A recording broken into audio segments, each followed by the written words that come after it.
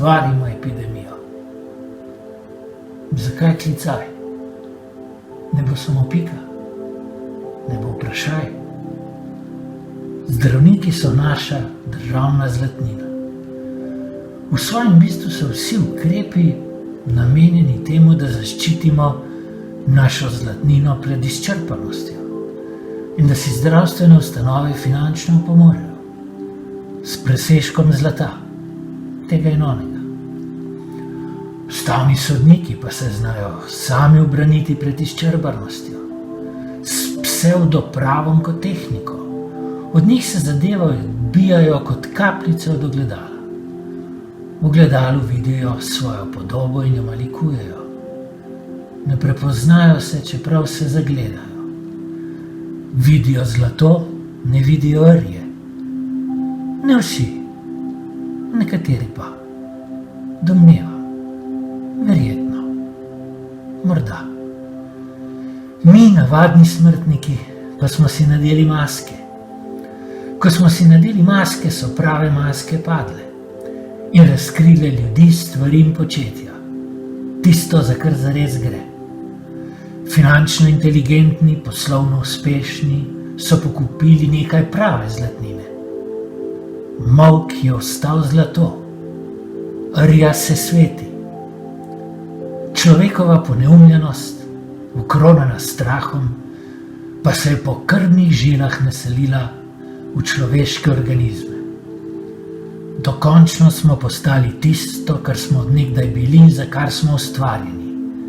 Za samo prevaro, ki v kupih krompirjevih olupkov vidi kraljestva, ki laž imenuje znanstvena resnica, ker je nanjo kot na kljuko mogoče obesiti lenobo, ravnodušnost in brezbrižnost, ki potem, ko se kljuka odpre, vstopa v nakupovalno središče, postavljeno tam, ker so nekoč stala drevesa in se je med travniškimi cvetlicami rojeval umetniški navdih. Iz samoprevare smo naredili kriptovaluto, da je volja odsedlala in zajahala hrepenenje. Cepili nas bodo, da bomo ob obodu igle prvič, drugič, tretjič, pa vsako leto, večkrat, sploh še kaj čutili. Testirali se bomo, da bomo lahko ostali, kar smo. Nadzirali nas bodo, da bomo vedeli, kje smo in kam gremo. Z masko smo vsi isti, ker smo pod masko preveč drugačni. Na socialni distanci smo vsi varni, ker bližina boli, a ne ubije, tudi če ne ukrepi. Dokončno smo postali izprijene politične živali, a samo živali brez politike. Samo gola politika, brez življenja. Minljivi, končni, za valuto časa hipni in za vesolje povsem nepomembni. Smo utrdili in razširili svojo slabost, da se do slutne smrti vedemo, kot da bomo živeli večno. Tako, da smo se zamaskirali, drug od drugega oddaljili in odtujili, zaprli v domove, odšli s cest, postavili meje, določili prepovedi in zapovedi, uvedli strog nadzor in visoke kazni za neposlušnost ukazom. In se samouničujoče prepustili vtisu, da je ura daljša kot je, da je dan daljši kot je, da je noč daljša kot je, da je teden daljši kot je, da je mesec daljši kot je in da je leto daljše kot je v resnici. Kronični dolgčas smo naredili za neozdravljivi dolgčas.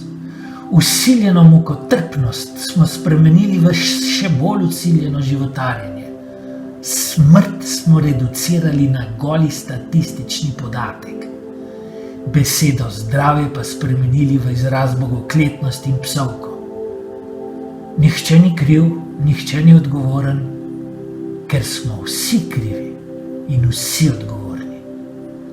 Na travnikih, ker se sme pojesti rogljiček, na hribih, ki so prepovedane cone, če niso v pravi statistični regiji, v dolinah, kjer so dovoljeni dotiki le osebam iz istega gospodinjstva, ob rekah, kjer se bo lahko gradilo in v potokih, ki se jih bo lahko spremenilo v betonska parkirišča, sicer še vedno poganjajo zvončki in trbentice.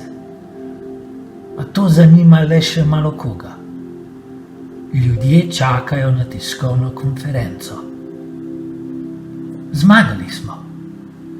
Nič ni več zares pomembno, zato je vse najpomembnejše. Vse razen nas samih. In če je tako, je že prav, da je tako. Zdravstvena kriza, zlorabljena kot multinacionalna manipulacija in resetiranje človeštva. Naj dam na konec stavka vprašaj? Ne vem, kdo sem. Ne vem, kdo je tak, ki mu pravijo, da sem jaz. A nekaj je.